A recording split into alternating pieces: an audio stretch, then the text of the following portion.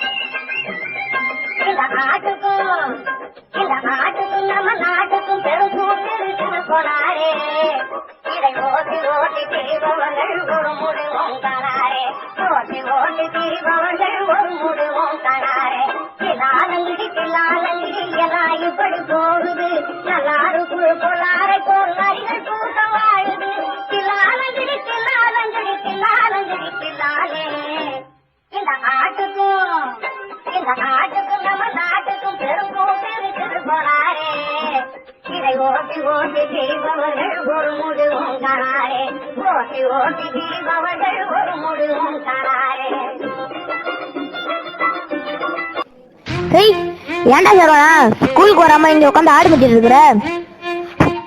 பள்ளிக்கூடத்துக்கு போய் என்ன செய்ய போற?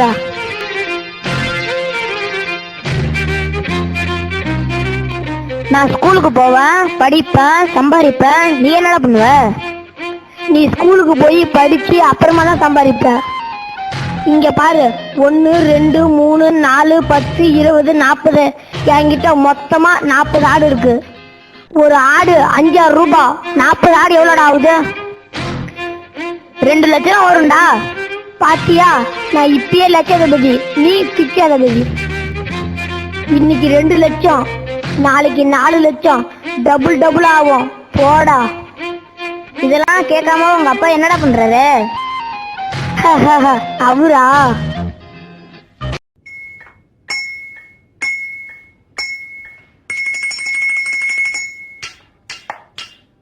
தன்னானா தன்னானா தானா ஹே தன்னானா தன்னானா தானா தன்னானா தன்னானா தானா ஹே தன்னானா தன்னானா தானா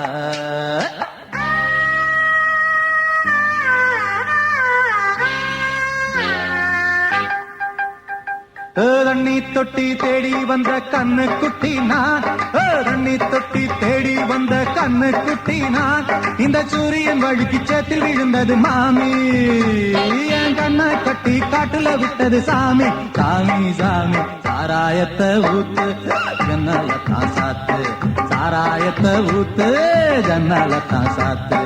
தண்ணி தொட்டி தேடி வந்த கண்ணு குட்டி நான், தண்ணி தொட்டி தேடி வந்த கண்ணு. சரிடா, ஆடுலாம் பக்கத்து கொள்ளையில மேய்து, நான் கிளம்புறேன்டா.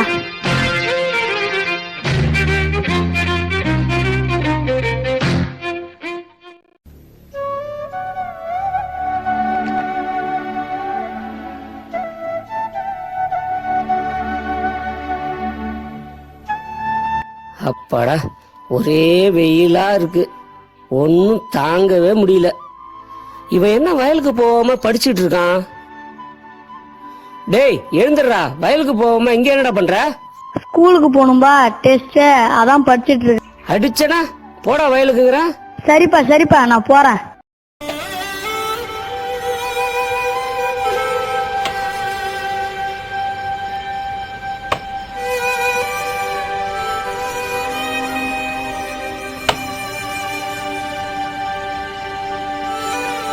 Sir post. இந்த ரவி, உனக்கு தபால் வந்திருக்கு. இத கொஞ்சம் படிச்சு காட்டுங்க ஐயா. இத படிச்சு காட்டுறதுக்கெல்லாம் எனக்கு நேரம் இல்ல. இதுல என்ன வந்திருக்குன்னு தெரியலையே. யார்கிட்ட கொடுத்தா படிச்சு காட்டுவாங்க?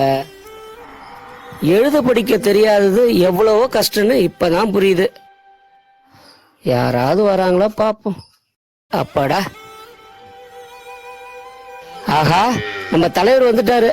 கண்ணு பட போகுதையா சின்ன கவுண்டரே, கண்ணு பட போகுதையா சின்ன கவுண்டரே, சுத்தி போட வேணும் ஐயா சின்ன கவுண்டரே, உனக்கு சுத்தி போட வேணும் ஐயா. இந்த லெட்டர் கொஞ்சம் படிச்சு காட்டுங்க ஐயா. ஆஹா, மதமா மாத்திட்டு போல.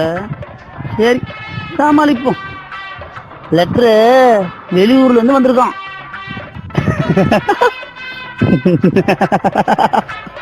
ஒன்னும் புரியலையே, தினத்துலதான் எதிர்க்கணும். சரியா போச்சு. சரி, நீ என்ன பண்ற? ராத்திரி வீட்டுக்கு வா, படிச்சு காட்டுறேன். ஐயா, எனக்கு ஒரு சந்தேகம். என்னையா சந்தேகம்? லெட்டர் படிக்க சொன்னா ராத்திரிக்கு வர சொல்றீங்க? எனக்கு காலைக்கண் நோய்ப்பா, அதனாலதான் ராத்திரி வா படிச்சு காட்டுறேன்னு சொல்றேன். ஐயோ, எனக்கு காலைக்கண் நோய்ப்பா. என்னது காலைக்கண் நோயா? மாலைக்கண் நோய் இருக்குல்ல, அத போல இது காலைக்கண் நோய். இது புதுசா வந்திருக்கு. இந்தா வச்சுக்க. போது நாங்க அப்பா சாமி ஆள விடுற இதோட. படிச்சு காட்ட சொன்னா காலைக்கண் நோய்னு சொல்லிட்டு போறாரு. அடுத்தது யார் வருவாங்கன்னு தெரியலையே. படிக்காதது எவ்வளவு பெரிய கஷ்டம்னு இப்பதான் புரியுது. 4 எழுத்து படிச்சிருந்தா இந்த கஷ்டம் நமக்கு வந்திருக்குமா? யாராவது வராங்களா பாப்போம். ஐயா, ஐஸ்கார் ஐயா, இந்த லெட்டர் கொஞ்சம் படிச்சு காட்டுங்க ஐயா. என்ன தபாலா படிச்சு காட்டணுமா? எனக்கு படிக்க தெரியாதுப்பா. 4 எழுத்து நான் படிச்சிருந்தா நான் ஏன் இப்படி ரோடா ஐசி வித்துட்டு இருக்கேன்? வேற யாருக்கிட்டையும் கொடுத்து படிச்சுக்க. ஐயோ, இவருக்கும் படிக்க தெரியலையே. எழுத படிக்க தெரியாததால நாய் மாறி அலைய வேண்டியது இருக்கு. என்ன செய்ய? ஐயா தபால்கார ஐயா, தயவு செய்து இந்த லெட்டரை நீங்களே படிச்சு காட்டுறீங்க ஐயா. ரவி, இன்னும் இந்த லெட்டர் உனக்கு யாரும் படிச்சு காட்டலையா? சரி கூட, நானே படிச்சு காட்டுறேன். இந்த தபால் பேங்க்ல இருந்து வந்திருக்கு. வணக்கம், உங்களது பயிர்க்கடன் எண் 147228 பிரதம மந்திரி தள்ளுபடி திட்டத்தின் கீழ் தள்ளுபடி செய்யப்பட்டுள்ளது. மேலும் விவரங்களுக்கு வங்கியை அணுகவும். ஆமா, பயிர்க்கடன் வாங்கியிருந்தங்க ஐயா. நீ பேங்க்ல பயிர்க்கடன் வாங்கியிருந்தல, அதான் அந்த கடன் தள்ளுபடி ஆகியிருக்கு. சந்தோஷமான செய்தி தான். நீ தான் ஒழுங்கா படிக்கல, உன் மகனையாச்சும் நல்லா படிக்க வையே. நான் தான் படிக்காம ரொம்ப கஷ்டப்பட்டுட்டேன். கண்டிப்பா என் மகனையாவது படிக்க வைக்கணும்.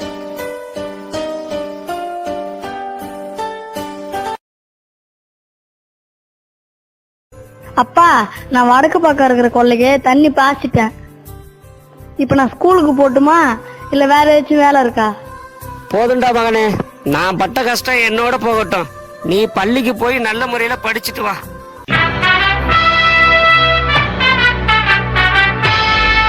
சரிப்பா, நான் பள்ளிக்கூடத்துக்கு போறேன். பள்ளிக்கு போய் நல்ல முறையில படிச்சுட்டு வா. ஐ ஜாலி.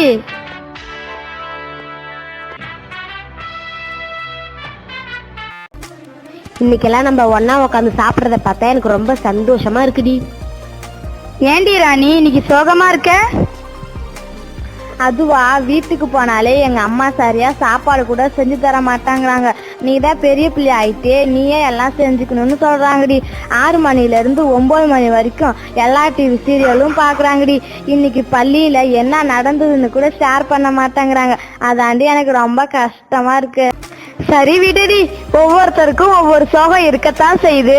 உங்க எல்லாரையும் கூட 3 மாசம் பார்க்காம கஷ்டத்துல இருந்தேன். ஆமா 3 மாசம் கழிச்சு தான் நீ பள்ளிக்கு வர.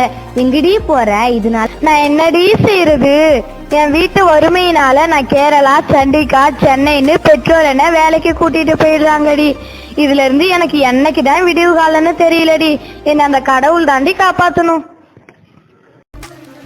உங்க கதையாவது பரவாயில்லடி, என் கதை ரொம்ப மோசம்டி. 8வது முடிச்ச உடனே எனக்கு கல்யாணம் பண்ணி வைக்கணும்னு வீட்டுல பேசிக்கிறாங்கடி. நீங்க எல்லாம் படிச்சு பெரிய ஆள் ஆவீங்கடி. நான் கல்யாணம் பண்ணிக்கிட்டு புள்ள குட்டிய பெத்துட்டு கஷ்டப்பட போறேன்டி. சரி விடுடி, எல்லாத்துக்கும் சோதனைகள் கஷ்டங்கள் இருக்கத்தான் செய்யும். அந்த சோதனையை தன்னாதான் நம்ம சாதனை படிக்க முடியும். நம்முடைய பள்ளி பருவத்திலே கல்வி கற்க நமக்கு இவ்வளவு கஷ்டங்கள் இருக்குதுடி. நம்ம வகுப்பாசிரியர் சொல்லி வச்சு ஒரு ஸ்டெப் எடுக்கலாம்டி.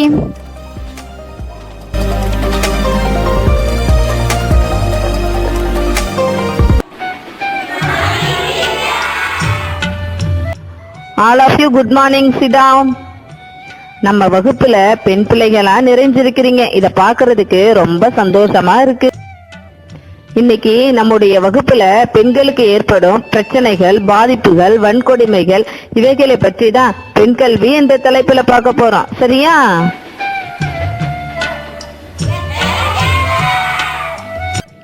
அங்க என்ன ஒரே சலசலப்பா இருக்கு? டீச்சர், அது நம்ம வகுப்பு மாணவிகளுக்கு கல்வி கற்க நிறைய இடர்பாடுகள் இருக்குதான் டீச்சர். இதை எப்படியாவது நீங்க தான் சரி செய்யணும். நாங்க கல்வி கற்க நீங்க தான் டீச்சர் வழிவகுக்கணும். அப்படியா? என்னென்ன இடர்பாடுகள் உங்களுக்கு இருக்குன்னு சொல்லுங்க.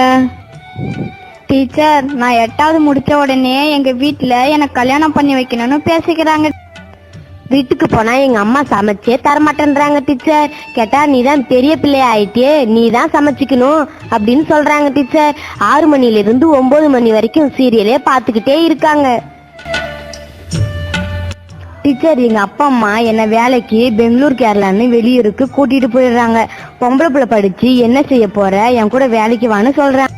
எங்க அப்பா நைட்லாம் குடிச்சிட்டு வந்து எங்க அம்மா கூட சண்டை போட்டுக்கிட்டு என்னால படிக்கவே முடியல டீச்சர். அதனால எனக்கு ரொம்ப மன உடைச்சல். இந்த பிரச்சனைகளை பற்றி தலைமை ஆசிரியரிடம் கலந்து ஆலோசித்து தீர்வு காண்போம். சரியா?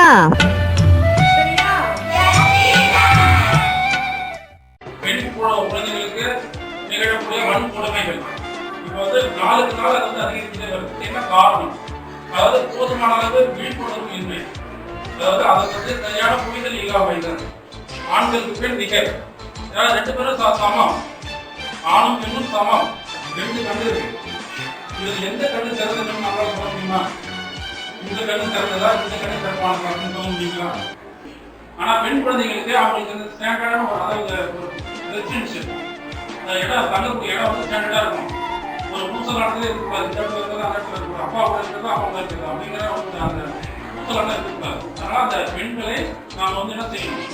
மதிக்கணும். அப்போ பெண்கள் படிக்க வச்சா வேலை வாய்ப்பு அவங்க முன்னுக்கு இருக்கு. சரிங்களா? ஆனால் இப்போ இந்த காலத்தையால நம்ம தெரியும் கூட முக்கியம். இதன் மூலம் நம்ம ஒரு 10 பேருக்கு மெசேஜ் போய் கன்வெர்ட் பண்ணா அதுவே சிறப்பான முடியும். நம் பள்ளி ஆசிரியர்கள் மாணவ மாணவிகளுக்கு ஏற்பட்டுள்ள இடர்பாடுகளை பற்றி என்னிடம் கலந்து ஆலோசித்தனர். அதன் அடிப்படையில் நாங்கள் கள ஆய்வு செய்தோம். அப்போது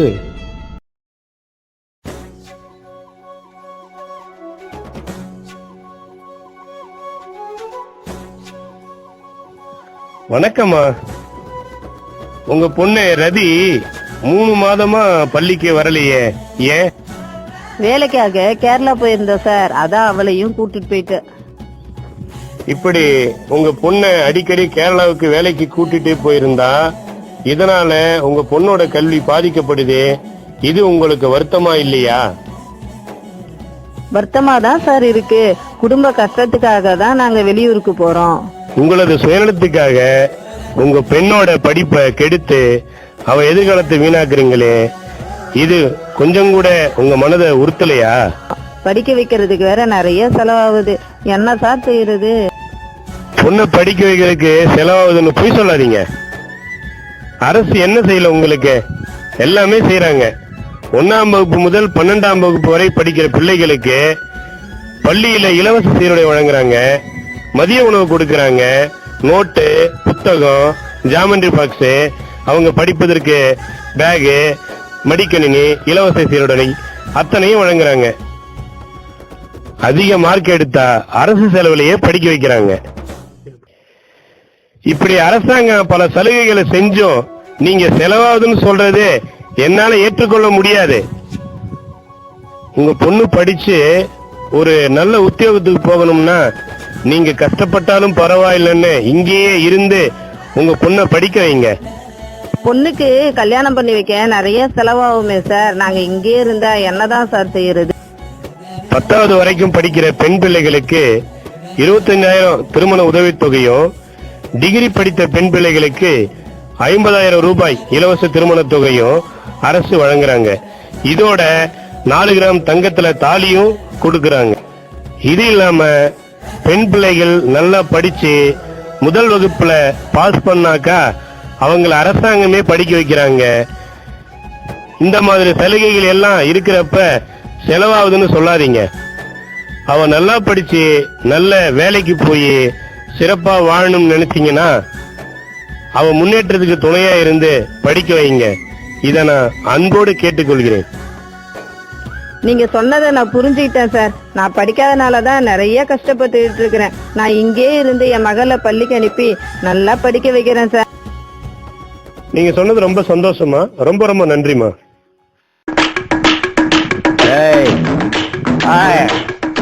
சாப்பிடுறேன், கோட்டை சாப்பிடுறேன்டா. என்னை யார எழுப்புறது? நான் 3 நாளாச்சு படுத்து.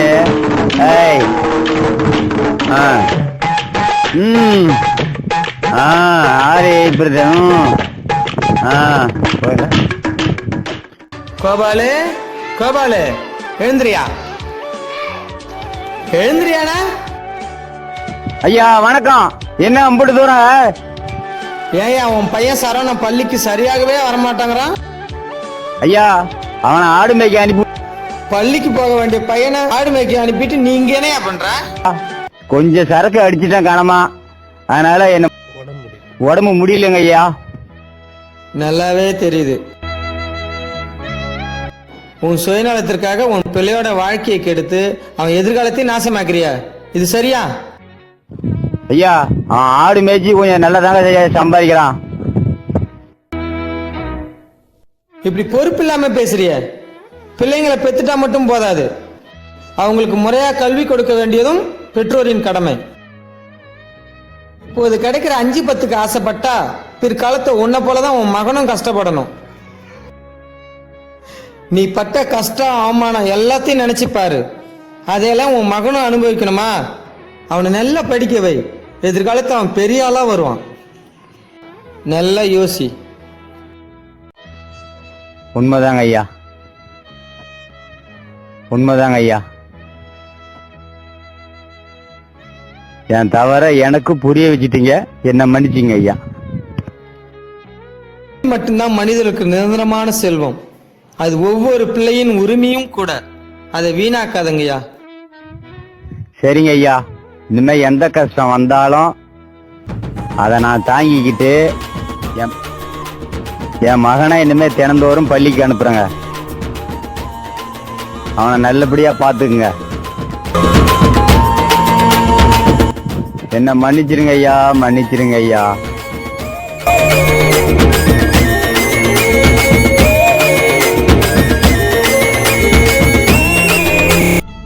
இவ்வாறு மாணவர்களின் குறைகள் தீர்க்கப்பட்டு அவர்கள் பள்ளிக்கு கொண்டு வரப்பட்டனர். ஆகவே பெற்றோர்களே, கண்ணுடையவர் என்போர் கற்றோர், முகத்திரண்டு புண்ணுடையோர் கல்லாதவர் என்ற வள்ளுவரின் வாக்கிற்கிணங்க கல்லாதவர்களுக்கு கண்கள் 2 இருந்தாலும் அவர்கள் குருடர். எனவே உங்கள் பிள்ளைகளுக்கு கல்வி கற்பதில் எந்தவித இடர்பாடும் ஏற்படாத வண்ணம் பார்த்து கொள்ள வேண்டும். கல்வி என்பது வெறும் வார்த்தை அல்ல, கற்கத் துடிக்கும் பிள்ளைகளின் வாழ்க்கை. ஒவ்வொரு மனிதனின் உரிமையை மறுக்காதீர், உணர்வை இழக்காதீர். நன்றி. இப்போது கொடுக்கூரில் வரும் பெற்றோர்கள் கல்வியின் முக்கியத்துவத்தை உணர்ந்து தங்களது பிள்ளைகளை பள்ளிக்கு அனுப்புகின்றனர். இதே போலவே இந்தியாவில் வாழும் அனைத்து பெற்றோர்களும் கல்வியின் முக்கியத்துவத்தை உணர்ந்து அவர்களது பிள்ளைகளை பள்ளிக்கு அனுப்புவீர்கள் என்றால் இந்தியா வல்லரசாகும் நாட்கள் வெகு தூரத்தில் இல்லை.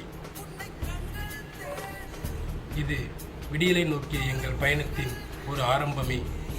நன்றி, வணக்கம்.